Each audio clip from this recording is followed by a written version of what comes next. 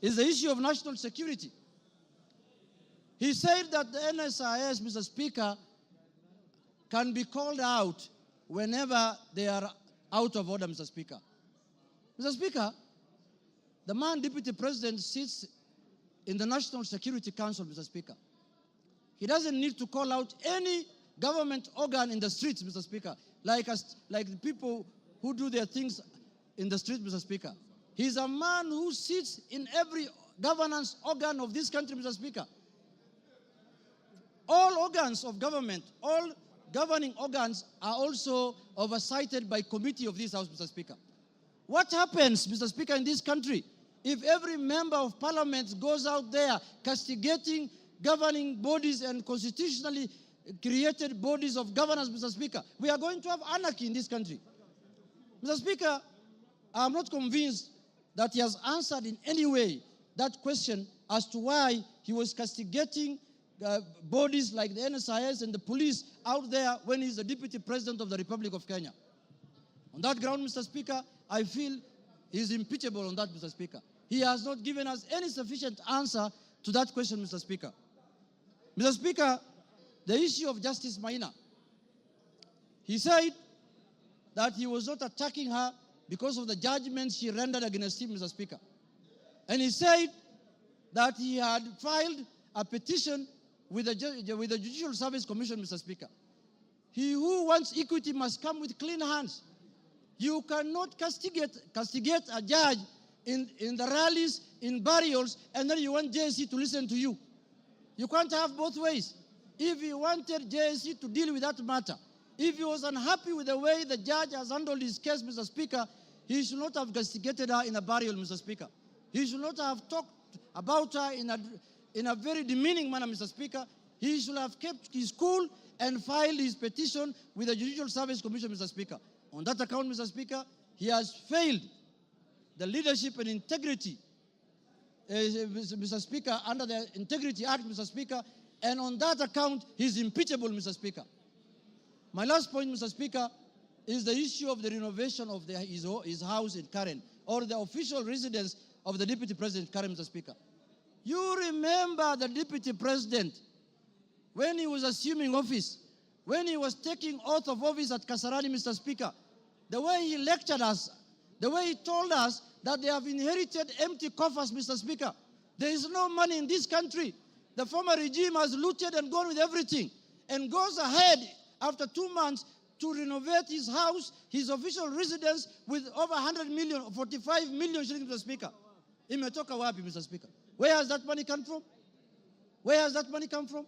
He has not convinced us in any way how that money was spent, how those companies were paid, and on that account, Mr. Speaker, because of misuse of public resources, he is impeachable on that account also, Mr. Speaker. Mr. Speaker, I want to say this.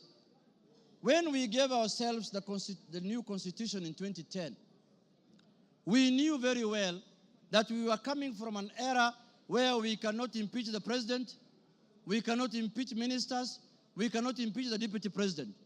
Kenyans gave themselves the new constitution, and they put in there Article 150, knowing very well that one day they will hold their leaders, the president, the deputy president, accountable, Mr. Speaker.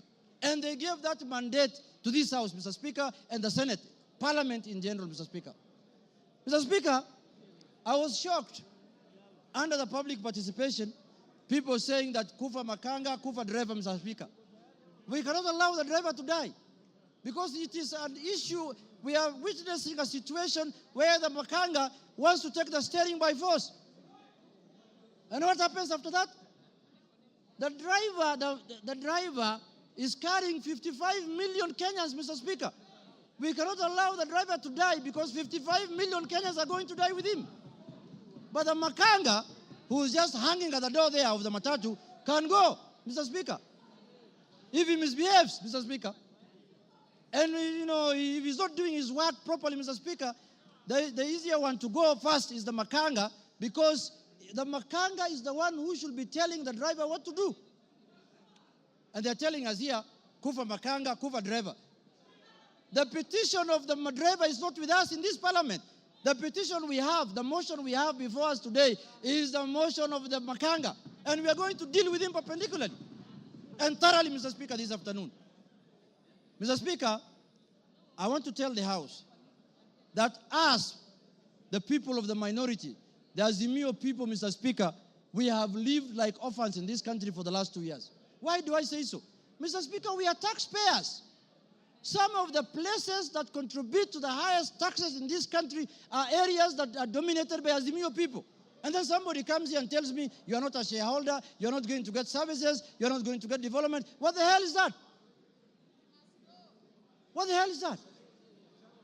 Does the taxes that are paid by the Azimio people count for nothing, Mr. Speaker? And it is coming from the high office of the Deputy President of the Republic of Kenya, Mr. Speaker. Mr. Speaker, this is the time we are going to correct this thing so that it never happens again, so that we don't have another Deputy President who comes later. Because when we impeach this one, another one is going to be appointed. This is a lesson to the next one, that if you misbehave, we will just take you through this Goleta, Mr. Speaker. Mr. Speaker, I want to conclude by saying this. Let us not pastoralize offices. We don't have any ill will. We don't have any bad faith. We don't have anything that we are holding against the persona of Geoffrey Rigathi Gachagua, Mr. Speaker. We are dealing with the office of the Deputy President currently occupied by one Geoffrey Rigathi Gachagua, Mr. Speaker. The office holder. And let us not pastoralize.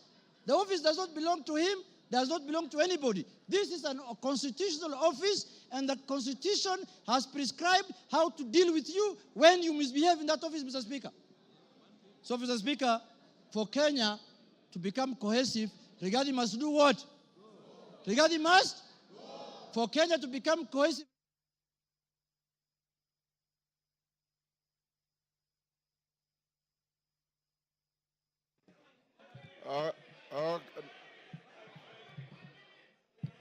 Okay, give him 1 minute. Mr. Speaker. Give him 1 minute. Mr. Speaker, I was telling members, for Kenya to unite, Rigathi must. For Kenya to prosper, Rigathi must. For Kenya to have unity, Rigathi must. For shareholding to end in Kenya, Rigathi must. For us to have a peaceful country, Rigathi must. Thank you very much. That is the mood, and that is what how we are going to do. Thank you, Kimani Ichung'wah.